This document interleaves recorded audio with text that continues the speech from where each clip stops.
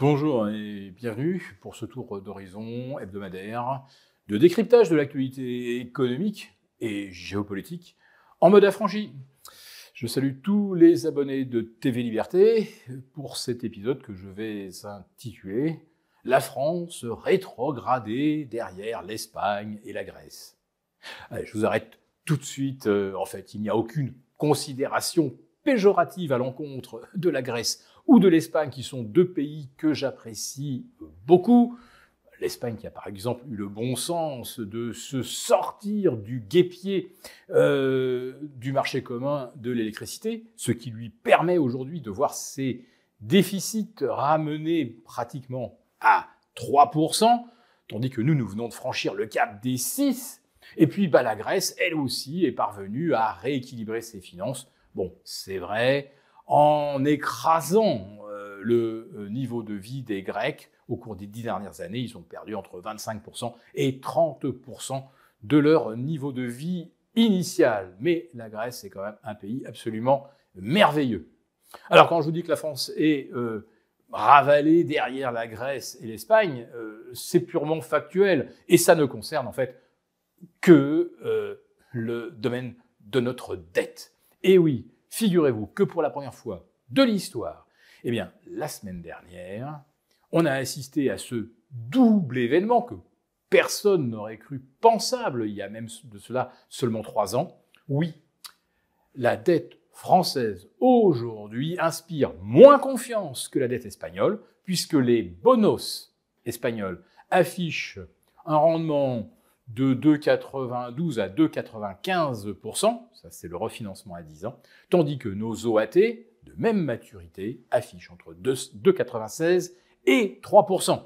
Notons d'ailleurs que le rendement de nos OAT s'est retendu depuis que la BCE a baissé ses taux et que de surcroît, l'écart par rapport à l'Allemagne s'est également agrandi de 73 points de base à 80 depuis la nomination du gouvernement.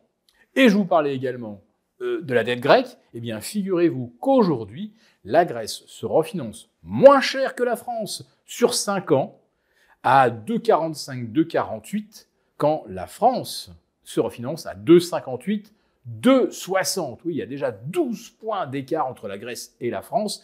Qui eût cru cela possible? Alors, quelle explication? Bon, d'abord, tout le monde a bien compris que Bruno Le Maire nous a menti, enfumé, et que le projet de budget qui devait mener la France à un déficit de 5,10 était complètement falsifié de toutes les manières possibles, et qu'en réalité, notre déficit serait plutôt compris entre 6,10 et 6,20%. Vous êtes chef d'entreprise, vous faites des prévisions qui s'avèrent aussi fallacieuses, le conseil d'administration vous dégage et vous risquez même de la prison pour information trompeuse des actionnaires. Donc la France va devoir combler ce déficit et on comprend que ça va être très difficile de le faire au travers d'économies, puisque au gouvernement, nous avons des gens qui sont les dignes successeurs de tous les eurocrates, eurofédéralistes et amateurs de lourdeur administrative qui sont au pouvoir depuis maintenant 7 ans. Oui, il va falloir rassurer nos créanciers et pour cela, il va falloir évidemment aller chercher de l'argent qu'on ne sait pas économiser. Et pour ça, eh bien, Bercy dispose de 266 leviers, impôts ou taxes diverses. Alors, c'est surtout, on va dire, des taxes un peu à la sournoise, qu'on vous prélèvera sans que vous vous en rendiez bien compte. Ce qui, par contre, risque d'être sensible et mesurable au moins le mois, c'est qu'en cas de désindexation des retraites, et on va y venir naturellement, ou de toutes les prestations sociales, CAF, indemnité chômage, etc., eh bien, ces désindexations, qui ne sont pas des impôts, car c'est le mot tabou, eh bien, vont quand même aboutir au même résultat, soulager les finances de l'État et réduire le pouvoir d'achat des Français. Et les Français, donc, par 3 fois, ont voté justement contre la France qui ne s'est jouée que sur les leviers fiscaux, qui ne sait pas dégraisser le mammouth administratif. Et qu'est-ce qu'on retrouve au gouvernement aujourd'hui?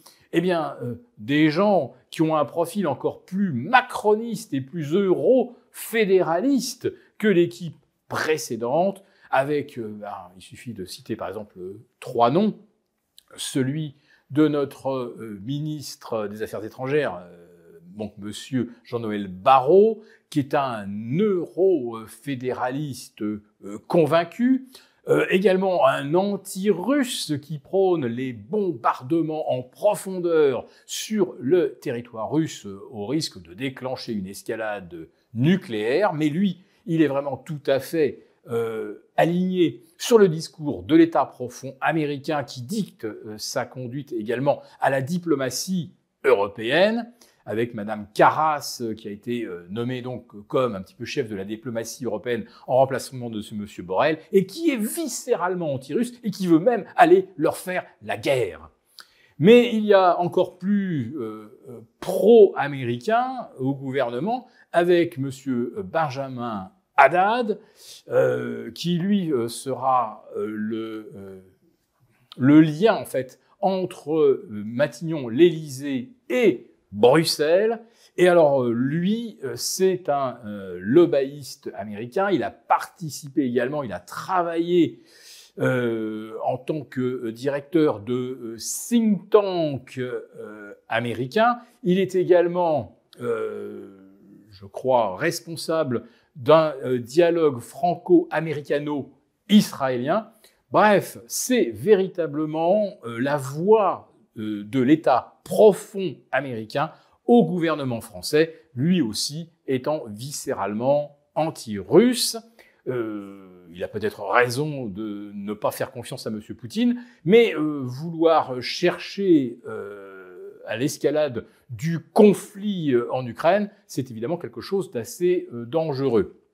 Et puis vous avez également un autre euro-fédéraliste convaincu au gouvernement, qui est Monsieur Ferracci. Alors comme vous le savez, il fut témoin du mariage Manuel-Brigitte, qui réciproquement fut le témoin du mariage entre Marc et Sophie. Et Sophie Ferracci n'était autre que la directrice de cabinet d'Emmanuel Macron quand il était à Bercy. Bref, une véritable histoire de famille.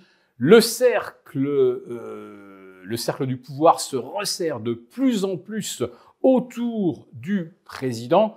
Quant à monsieur Barnier, eh bien, il a fait évidemment ses plus hauts faits d'armes à l'Europe, et le principal étant évidemment d'avoir contribué à la rédaction et à la mise en œuvre du traité de Lisbonne, qui, bien sûr, enterrait le vote des Français de 2005.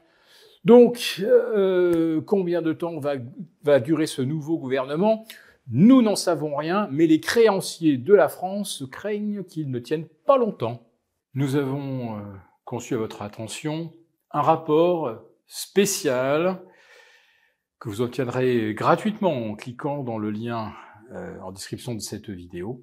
Un rapport spécial qui analyse toutes les conséquences économiques, financières et patrimoniales.